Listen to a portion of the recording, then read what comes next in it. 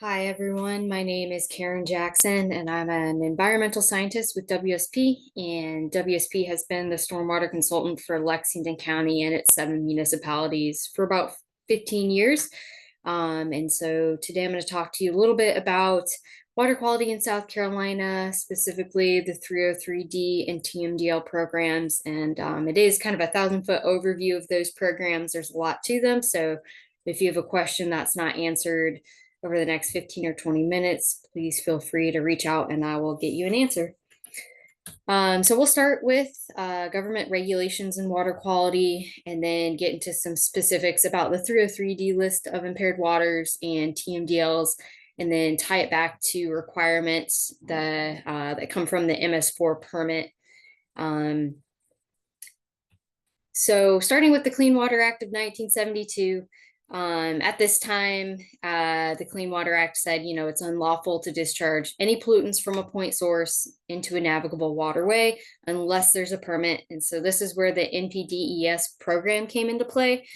And it said, here are some of the point discharges that we're going to be concerning ourselves with. They include industrial sites, construction sites, and of course, MS4s, which I'm guessing most of you are.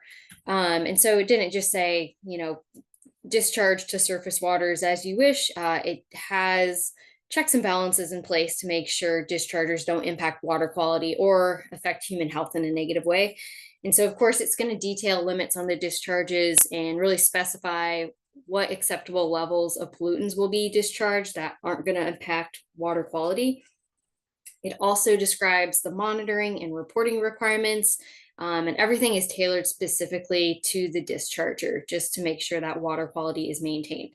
And so dischargers are going to include industrial, municipal, and other facilities that are discharging, again, straight to surface waters or waters of the state.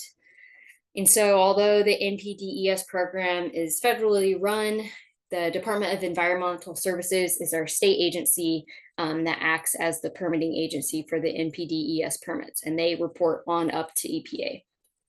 And so, of course, DES was formerly DHEC, and they have a lot of services to us, including dam safety of all of our regulated dams in the state.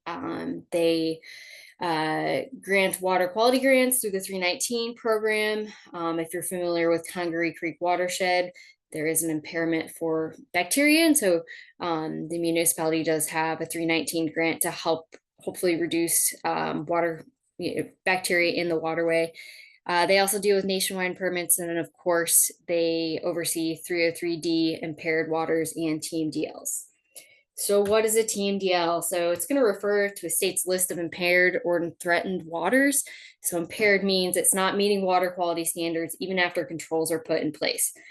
The 303D list comes out every 2 years, and it uses the past 5 years of sampling data. So in 2024, that list, hopefully it'll come out in 2024, maybe 2025, but it'll use data compiled 2018 through 2022. So recent data will be used. And states, again, submit this every 2 years, and they actually have to submit it to EPA under Section 303D of the Clean Water Act, hence the name 303D list. And the overall goal is to identify the sources of pollutants and ultimately eliminate them so states' waters are no longer impaired and no longer on the 303D list. And so when we're looking at water quality standards, if you want specifics, you can take a look at Regulation 6168. I'll just touch on a few of them that are going to be very familiar to everybody. Of course, E. coli is a pretty big freshwater standard for primary and secondary uses. If you do a lot of sampling, you're pretty familiar with that 349 MPN per 100 mil kind of threshold for water quality. So anything above that is outside of state standards. And then the monthly average is 126. Another standard we look at a lot is dissolved oxygen. Of course, having well oxygenated water is essential for things like fish, right? They're breathing water through their gills. They depend on a certain milligram per liter threshold. We've also got aquatic macroinvertebrates that breathe oxygen underwater. And it's just necessary for a lot of the processes in our freshwater system. So that daily average is not to be less than 5 milligrams per liter with a low of 4. And in more of our sensitive areas like trout waters, it's going to be a little more strict on the standards. There's also water quality standards for pH, and that is supposed to be between 6 and 8.5. One example of why we need pretty neutral pH is that the blood of most fish is fairly neutral, and so any big deviations in pH can cause some issues with the health of fish. We've got turbidity, so turbidity of the water is the ability of light passing through the water, the clarity, I guess you could say. So that's not to exceed 50 NTUs, and that's providing that existing uses are maintained. So if it's below 50, but it's not, providing support for those existing uses, then it's still not meeting water quality standards. And then as for nutrients like phosphorus and nitrogen, I'm sure you hear a lot about those. They often comes from, one example is runoff from lawns that might be heavily fertilized, and then there's a rain event, and now we have excess nutrients in the waterways. Can definitely lead to things like algal blooms. Right now, the water quality standards are listed for lakes, and I've got those listed up there. But for that standard, we try to make sure people are following labels when they fertilize their lawns and not over applying. So getting on the 303-day list, again, DES and the EPA look at the past 5 years of data. The state uses their own data, obviously, as well as non-DES data. So an example might be like the Congaree Riverkeeper could turn in some data to DES to be used for that 303D list. And so non-DES data goes through a certified lab approved by DES, and they also have an approved QAP, so Quality Assurance Program Plan, just to make sure their standards align with DES. And then outside data is submitted like April, before May of odd numbered years to be considered for the following year's list. So in April 2025, data will be submitted in time for the 2026 303D list. So this is a view of DES's watershed atlas. All those points are referring to monitoring stations where certain water quality parameters and water quality standards are not being met. So if we take a closer look, about half of those are E. coli. So that is not uncommon throughout the state. It's not just a Midlands issue. A lot of our impairments are for bacteria. And I should say that the water quality or watershed atlas is a great tool if you are interested in learning more about your watershed. There's a lot of data have been compiled there, so definitely check it out. And then if you want to know a little bit more about the overall monitoring stations for DES, they do put out a monitoring strategy, I believe, annually, and it details, how sites are chosen, how data are analyzed. And right now, I think this past year, there were about 1,800 sampling stations. So the ambient fixed stations are going to be monitored monthly every year, year after year. Of course, shellfish and beach monitoring stations are for the coastal areas. Aquatic macroinvertebrate stations, if you don't know about aquatic macroinvertebrates, they're really cool organisms to study. They're very reflective of their environment. So they're the juveniles of like dragonflies, damselflies, mayflies, and they really interact with their aquatic environment before they emerge as adults. And so they're very sensitive to pollution, like, sedimentation, low dissolved oxygen. And so they can be very reflective, and they're used in various indices to look at water quality. And then the random sampling stations. So those are stations that are chosen to be sampled monthly for 1 year and 1 year only. And they're used to make inferences about, larger watershed areas using just a few samples. And so, kind of the more data, the better, the more able you're kind of to determine maybe some hotspots that need more attention, that sort of thing. And so again, this is another image from the Watershed Atlas. A little overwhelming, but I've toggled on kind of all of the stations for monitoring. So you could surely go in and just look at the fixed stations if you wanted to, or fish tissue monitoring if you wanted to. But DES is all over the place, taking a lot of samples every year. And so kind of explain how we get on the 303D list, and more importantly is how to get off of the 303D list. So ideally, water quality standards are going to be met, and that's how you get removed from the impaired list. There could also be a listing error. And finally, which is probably the most common, a TMDL has been developed and approved. And so that waterway, that station is no longer on the 303D list. It has moved into a TMDL type situation. And TMDL it's referring to the amount of a single pollutant that can enter a water body every day and still meet the water quality standards. So once you're on the 303D list, a TMDL is supposed to be developed within 2 to 13 years, depending on its priority ranking with DES.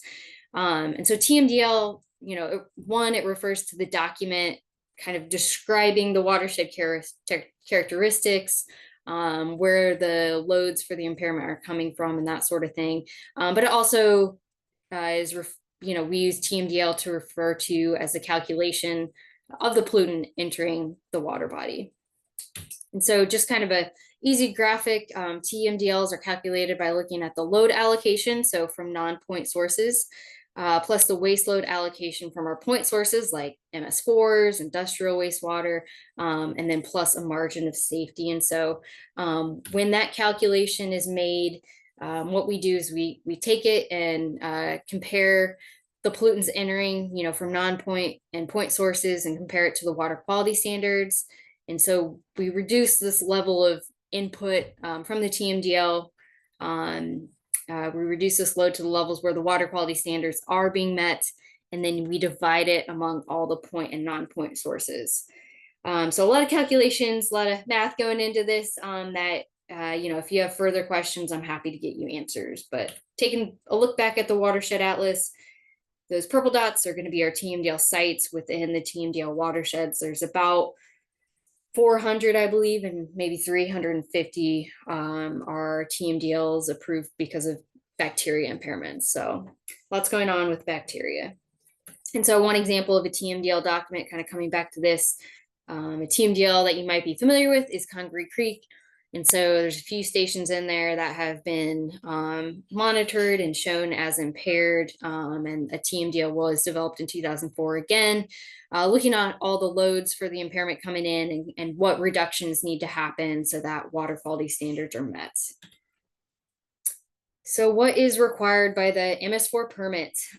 So first and foremost, the permittees, so the MS4s need to detail and figure out, what waters are we discharging to, and are they either an approved TMDL or are they on the 303D list? And so that has to be stated in the annual reports every year that are submitted to DES. And so this is the watershed atlas, but I also want to share with you the water quality information tool. So if you didn't know maybe what watershed you're in, where you're discharging to, these two tools on DES's website are pretty handy for that. So I encourage you to check them out.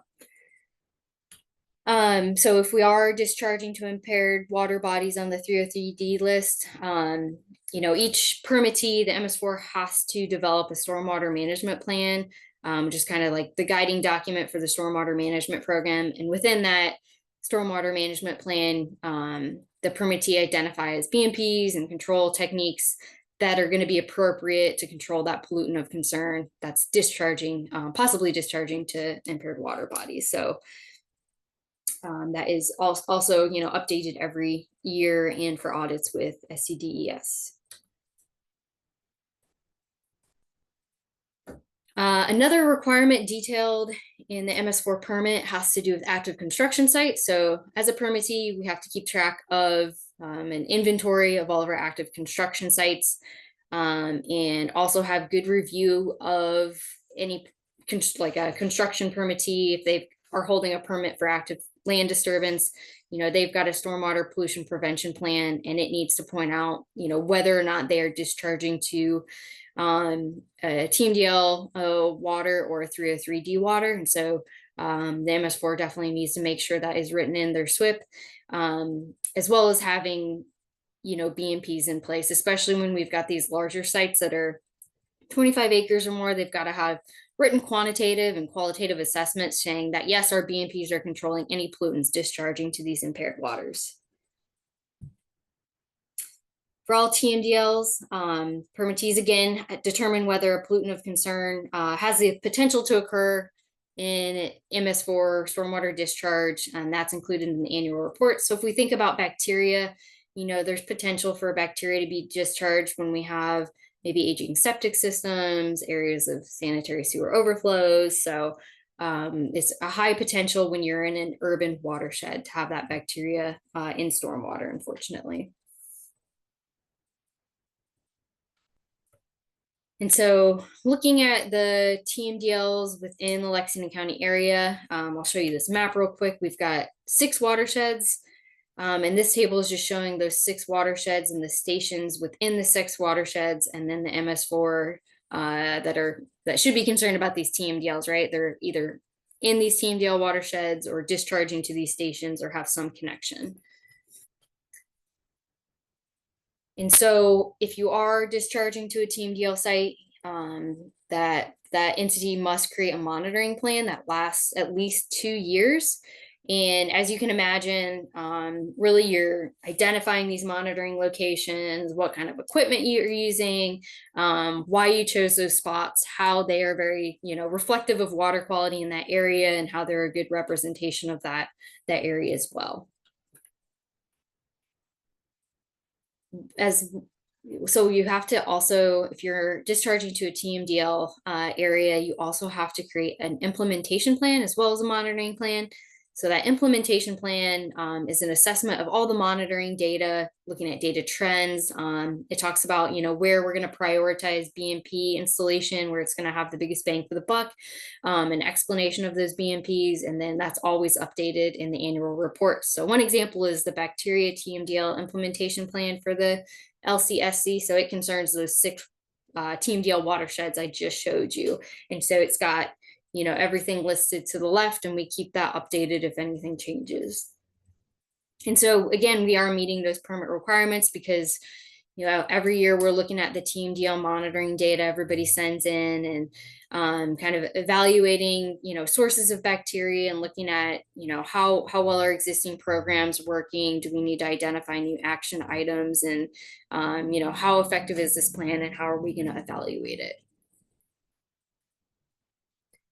And so in the implementation plan, it does have reduction targets. So again, it has those 6 TMDL watersheds, and then it shows, yep, they've all got bacteria issues, and here's the reduction we need in order to meet water quality standards. So you can see that's quite a range from 27% in Congaree Creek all the way up to almost 90% in 12 Mile.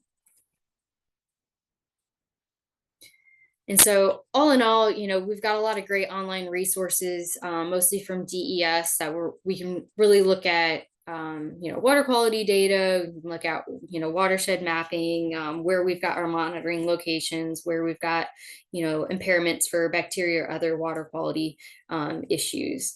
And so I encourage you to check out the Watershed Atlas because it's very user friendly, and you can download data as well. Obviously, bacteria is a really pressing issue statewide. Again, we've got 400 plus TMDL sites, and 350 are for bacteria.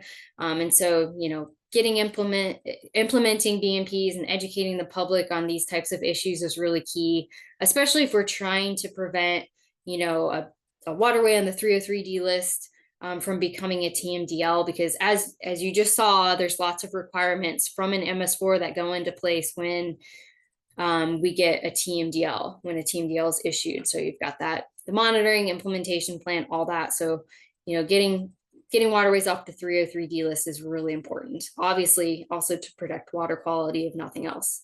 And so just to highlight that, the consortium members are doing a great job completing all these MS4 permit requirements, and to really just keep up the good work. And hopefully we can start to see some downward trends in some of our bacteria results in these hotspot watersheds. So thank you, and definitely feel free to reach out if you need clarification on anything, and I'm happy to chat with you more.